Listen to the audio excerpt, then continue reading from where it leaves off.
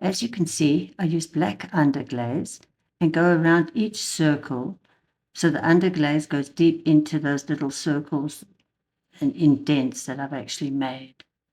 The aim is to wipe this away and bisque it. So I'm doing all this on Greenware. So after I've bisqued it, you're actually setting the black underglaze. So any color that is put on afterwards does not smudge the black. So you'll always have nice, clean, crisp black lines, which is the idea.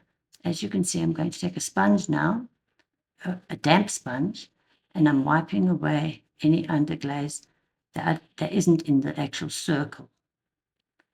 That's why I didn't have to be too neat. So now I wipe it away, and all those black circles are going to be set once I've bisqued. And it saves from any smudging later when you add any color, which is exactly what we're after. Remember to keep rotating the sponge to keep the sponge clean, and you're not just spreading the black underglaze. And that's all there is to it. Ready to bisque.